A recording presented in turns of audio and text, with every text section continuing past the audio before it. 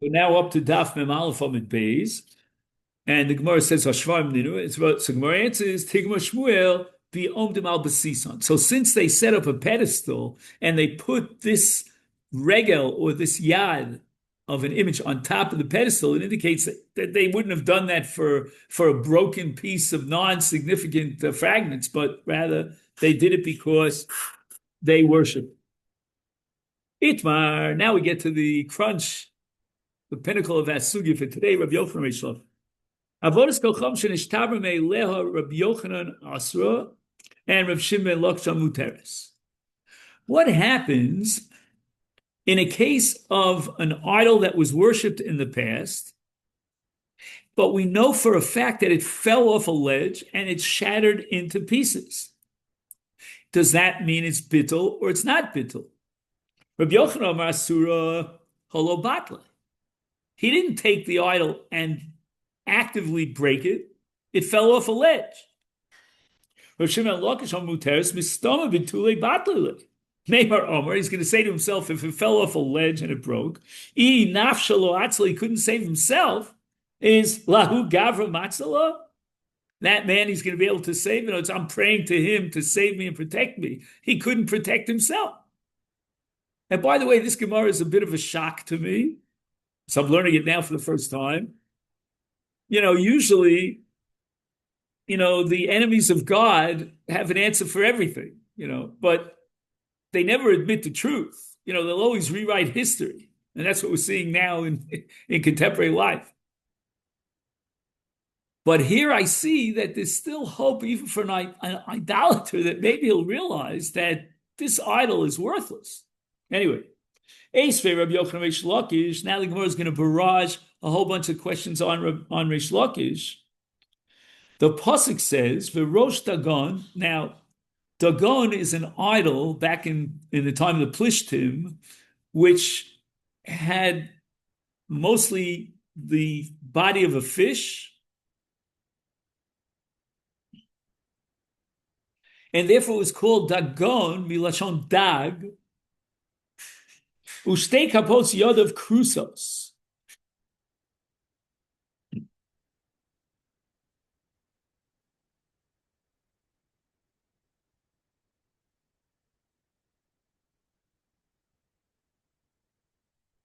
Now, apparently, the hands of this fish, so to speak, the image of a fish, were human hands. So that, right? It's still freaky. You have to read the Greek mythology, right? So the body is the body of a fish, and the hands are the hands of a human being. Rabbi Yochanan quotes this pasuk about the Philistines' idol called Dagon. Rosh Dagon, Ushtei kapot yadav krusos. Now, keep in mind that the Plishtim captured the Aron with the Shtei Luchos Habris inside, and this Dagon fell upon its face on the ground in front of the Aron. Its head and the palms of its hands were severed, lying there on the threshold. Uksiv, halkein lo yidruchu kohanei Dagon. Right, the Komarim, the priests of Dagon, would not tread upon the threshold of Dagon in a place called Ashdod to this very day. So therefore, what does Rabbi Yochanan see in this pasuk? The threshold of this Dagon, I should pronounce it, this pagan temple, was venerated because of the idol fragments that lay upon it. It indicates that even the fragments of an idol that break are not nullified. Otherwise, why did they venerate the threshold, as the pasuk says, Lo yidruchu kohanei Dagon? Amalo, Rav Shimon Lakish answers Rabbi Yochanan, Misham Raya, you bring a proof from there? Hasam, in that case of the shattered Dagon, Sheminichim es hadagon. What the Plishtim did was, when the Dagon fell and shattered into pieces, Ovdin hamiftan. Again, there's deep psychology here, which may be beyond me. But they worship the threshold. The Amri Hoch, they say, Shavke Isuri Lidagon Viasa Esav Leal Miftal. Again, for me, this is a radical chiddush about idolatry.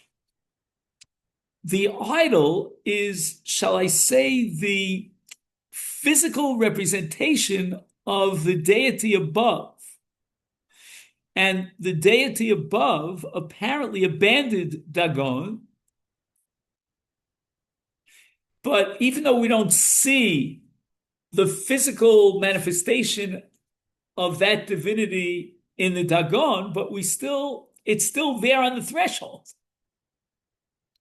Again, I'm afraid to say what I want to say over here, but Kaviyachol, again, and I apologize for using this analogy, it's not fair, but it's like, for example, Chazal say that even after the Beis HaMikdash was destroyed, the Shechina is still there. In other words, you don't see the Kedushas HaMikdash because the Mikdash is completely burnt to a crisp, but you know that what hovers over the Makom HaMikdash is the Shechina. And Reish Lakish says the reason why they venerated the threshold is because they believed that the divine being, so to speak, rests its presence on that threshold. It used to be Dagon. Now they got rid of Dagon. It fell in front of the Aron. And now we have to venerate the threshold. Esvei, another kasha of Rabbi Yochanan Reish Lakish. Hamotzei shivrei tzlomim. The Mishnah says that he found shivrei tzlomim, which are fragments of a tzelem, and arelim tarim. Then we assume that there was bittul and that the akum shattered this idol and went on to other idols. But it's only in the case of tzlamim. The Mishnah limits itself to the case of a tzelem, which is an image. We don't know for certain that it was ever worshipped. The implication is that if it was definitely worshipped, and now it's in fragments, asurim. Now wait a second. Maybe it was accidentally broken. So why would the shivrei avodas kochavim be asur? Even if I know for sure that this was worshipped, but now that it's in pieces, that itself will lead the akum to be mevatel and say, I now realize if it can't defend itself, it's not going to defend me. It's not going to protect me. So the Gemara rejects this. Lo tema shivrei avodas kochavim asurim atzolam asim asurim ustamik Rabbi Meir. What we're saying is that don't derive from this diuk in the Mishnah that if it would have been shivrei avodas kochavim, then it would have been asur, and that's against Reish Lakish because he holds that there was bittul from the fact that it was shattered. But rather, you should say tzlamim atzmam asurim. What the Mishnah wants to tell me is that the tzelem itself is asur, even though we don't know for certain that it was ever worshipped. And that's reflecting the sheet of Rabbi Meir, because Rabbi Meir is choshesh l'miyuta, and therefore we have to consider the possibility that it was worshipped, and therefore it's us. Now it took point to the Gemara is going to slug up Rabbi Yochanan. Frek the Gemara, for Rabbi Yochanan, midir Rabbi Meir nishmal l'Rabbanan. Lav omer Rabbi Meir, tzlamim asurim shivrei tzlamim utarim.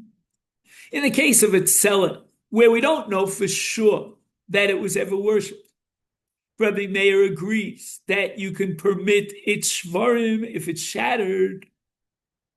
Is l'Rabbanan avodas kochavim nami hi asur shvarei mutarin. In other words, in that which Rabbi Meir prohibits,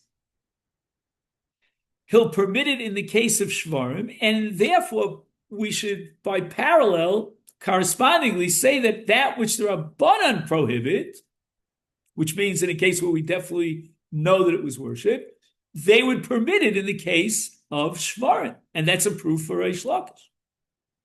Gemara says no. Hachi hashta hasam, emer avadum, emer lo avadum. In the case of the shvarim of slumim, meaning of images which we don't know whether they worshipped it or not, that's one suffix.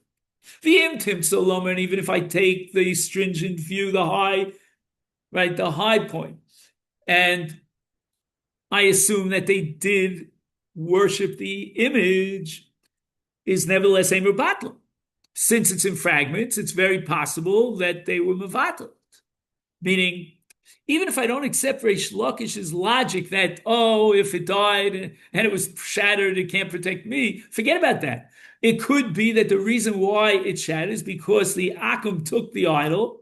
He was so frustrated with the idol, and he smashed it and he broke it, and that's bittul.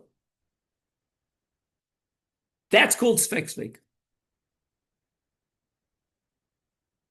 But in the case of what? Avodas kol chavim, where we know for sure that it was worshipped, now you have only one suffix. Did the akum mevatel it or not? Vadai avadua mi yemer de batle. Have a suffix uvadai, and now the Gemara establishes a principle. Ein suffix motzi midei vada. One of the most famous principles in all of Shas, which the Gemara is going to contest against this principle, that here in the case of a avodas kol chavim, which we mean that this idol was definitely worshipped on one occasion. Now we have a suffix whether or not there was bittul, whether these fragments indicate that the akum deliberately, actively smashed the idol. Ain't suffix motzi b'dei vada. A vada cannot be removed by a suffix. So you have a vada isur. We know it's also because once it was worshipped, it's also about nob. Now you want to be matrid through bittul, you need a vadai to undermine the vada. Frek the Gemara, vein something motzi b'dei vadai, v'atanya, we have a brisa, chaver shebeis v'iniach megura malei peres afilim b'nei yom and areim b'cheskes mutukanim. So let's say that Ruvain inherits his father Yaakov after Yaakov's death.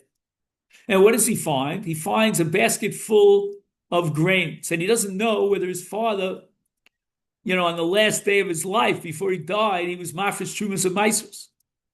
So there's a chazak on a chaver. Chaver means someone who observes the law meticulously, that his father wouldn't have left tvua, in his storage place, for his son to get stuck with tevel, because if you eat tevel, you chayev misim de shemayim. For hacha devadei tvula, we know that it's tevel. How do we know it's tevel? Because at one point there was meiruach, they winnowed it, and there was gemar malach, and therefore it's tevel.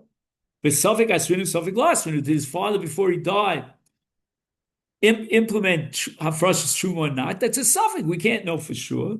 It's kasi suffix motzi b'dei vadai, and yet the son is allowed to eat this kalkol shel peros without having to tithe them, without having to mafresh maaser, because there's a suffix that maybe his father was mafresh, but ain't suffix motzi b'dei vadai. So Gemara gives two answers. First answer is has vadai u vadai. In other words, it's not just that we have a vadai that it was tevel, but we also have a vadai that he was mafresh from the tevel. The vadai asrinu. How do we know that a chaver has a cheskas vadai that he definitely was mafresh? Kidder Rabbi Chanina. Chozo. The Omar Rabbi Chanina Chozo. Chazok al chaver she'eno motzi davar mitachas yolo she'eno mesupon.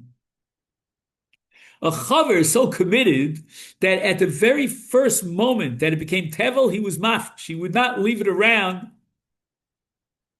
such that it might be a takol and somebody else might think that he was mafresh when it's really tevel, and violate the Isar Achilas tevel, which is chiv misum b'dei shemaim. He definitely came through in the clutch.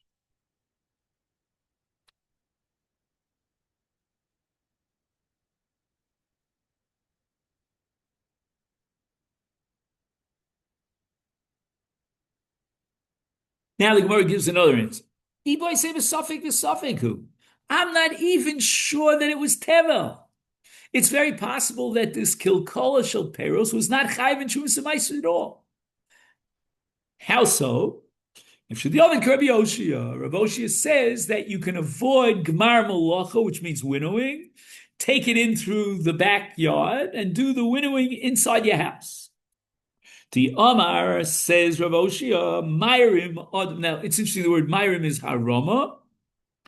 Harama means some sort of a way in which you circumvent the law, and he can do it al tvuasa and never give truths and mices in his life. How? Machnisa b'mot before he does the winnowing, the grains are still in their original natural state of a chaff, and he brings it into his house. And what does he do with it? Kidei she'tehei behemto ocheles. He doesn't care if his animal will be fed this stuff that has a chaff on it. And p'turim v'namaser. Why? Because the chiv maser depends upon gmar malach, which is meiruach winnowing, that has to take place out in the fields. If he switches the order and he brings the tfuah into his house, then even if he does winnowing afterwards, it still remains potter.